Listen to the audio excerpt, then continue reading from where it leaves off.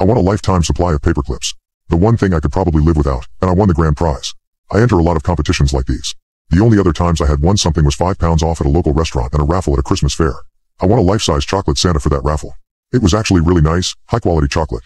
I don't remember entering this paperclip competition, but I and my friends do dumb things when we're intoxicated sometimes. Entering a stupid competition didn't seem out of the realm of possibilities. It started when I received a single envelope, full of paperclips. There were easily 100, at least. Probably more. You can imagine my confusion when I opened this first one, no letter inside, only paperclips. Red, green, blue, yellow, pink, black, and white. It almost looked like something you'd sprinkle onto a cake as they poured down to my feet, pitter-pattering on the wooden hall floor. I rolled my eyes and cleaned up. I figured an office had put the wrong address for supply delivery. One shipment of 100 paperclips is odd. But two? That's where I got suspicious. The second day had me question whether this was some form of prank. I was smarter this time, though. I recognized the weight and feel of the envelope. I recognized the outline of paperclips as I held it up to the light. I didn't let them spill out at my feet, although my curiosity still had me open it to peek inside. You do the same. Is it really just paperclips? Yes. Yes, it is. By the fifth day, I had stopped opening it. I'd just briefly hold it up to the light to confirm the outline looked like paperclips, and then I'd toss it. I don't remember why I checked my spam folder in my emails, but when I took a look, I immediately saw it. The cheesy headline stood out. Clippity-clop, you've won the lifetime paperclip jackpot. Below is the rest of the email. Your luck has just clipped right into place. Congratulations.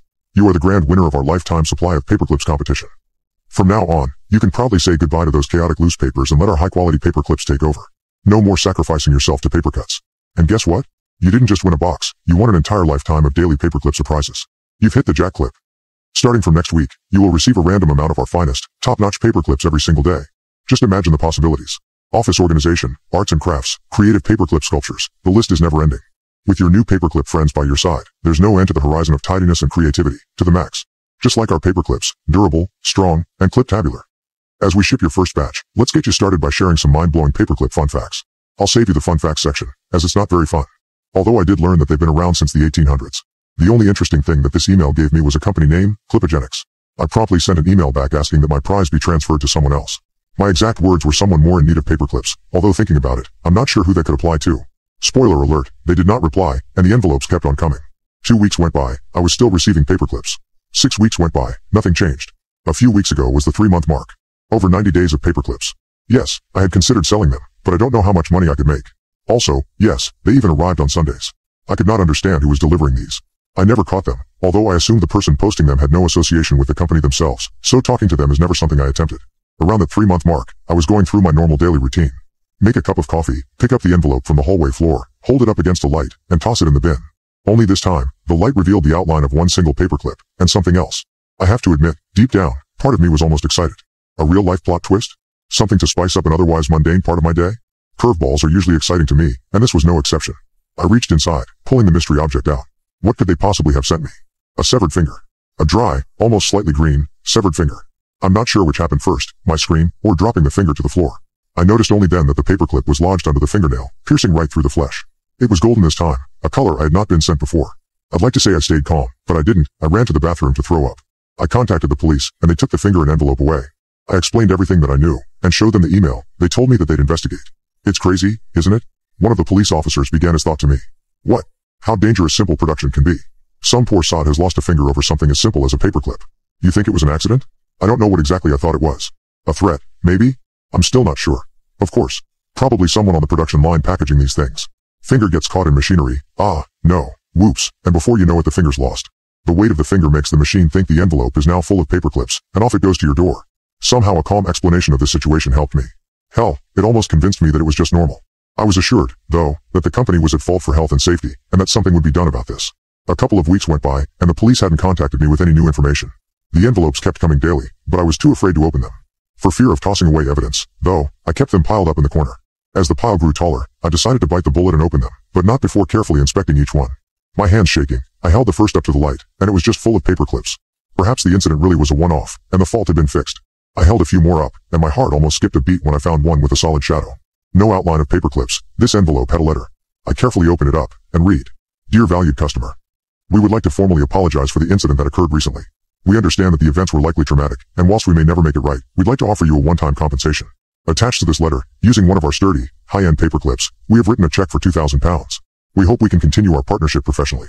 We understand that you may want to cancel your lifetime supply of paperclips. Unfortunately, we must decline this request. We hope you understand.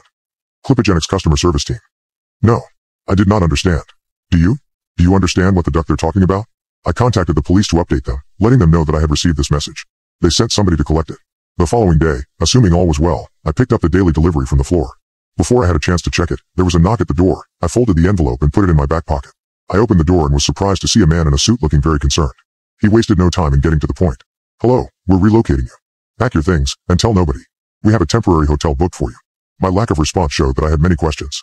Look, it's just precautionary. We can't find any evidence of clipogenics ever existing. And what? And the finger matched the DNA of a recently assumed self-mutilation. It's now assumed to be unalive. I had a feeling there was more. Unfortunately, his next sentence confirmed that. The person in question was found to have also won the competition. I did not need to tell twice. I got my essentials packed and was at the hotel in less than 90 minutes. It was only in the next town over, which I found odd, yet comforted that I was still so close to home. After the man left and I was left with my own thoughts, I was surprised at how quiet my head was. I was just content. I wasn't happy or sad or scared. I was just existing. Perhaps I was still in shock. It took about an hour before I remembered the envelope in my back pocket.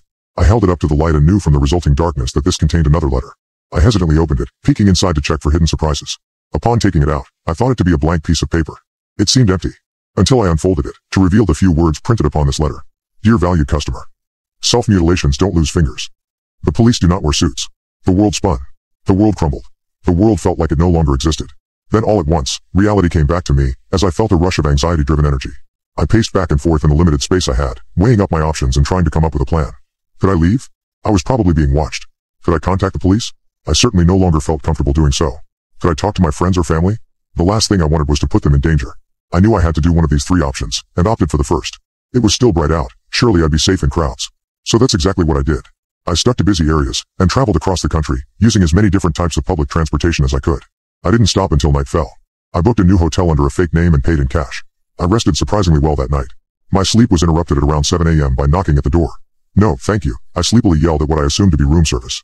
Something arrived in reception for you. I'll slide it under the door. A white envelope emerged through the crack under the door. I wanted to stay away from it, but I knew that being unaware of the contents would scare me more than anything else. Feeling my heart pounding through my chest, I reached for the envelope, noticing a thick object within. Another finger? No, a letter, this time with a vial of liquid, and 2 golden paper clips. Dear valued customer. We're glad you're settling in well to your new surroundings. Sorry for the little show. We needed to assure that you'd get as far away from your hometown as possible. Your true prize isn't the paper clips. That would be mundane. Your true prize is immortality.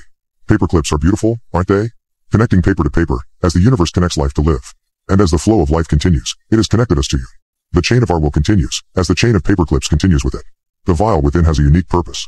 It will unalive you and help you live, all at the same time. You do understand, don't you? Drink the vial, and stab a paperclip into yourself. You will slowly drift away for a moment, but you will stay connected to the universe. You must. You will awaken in your new body, one of the many that we have cryogenically frozen here. It worked for me. You saw my finger. Every single paperclip we have sent you has had a purpose. Each has been blessed with a new connection for your new life. They have all been through your home, many have touched your skin, and all have been held up to the light. Their blessings will reach you in your new life. The green ones bring you wealth. The red ones bring you health. The blue ones bring you happiness. All you have to do is drink the vial. Before the poison sets in, choose a paperclip. Your decision will always be the right one. We know how your brain ticks. Every word we've ever written, and every color we've ever chosen, have all been designed to sway your decision in this very moment. You'll fall asleep as a valued customer. But you'll awaken as our valued employee. I am not letting them control my destiny. I will not sacrifice my life for their company, to become one of their puppets to control. I know this company has a far greater reach than I first understood, so I might not be able to tell anybody. But I can tell everybody. I hope this post reaches their next big winner, and I hope they are as strong-willed as I am.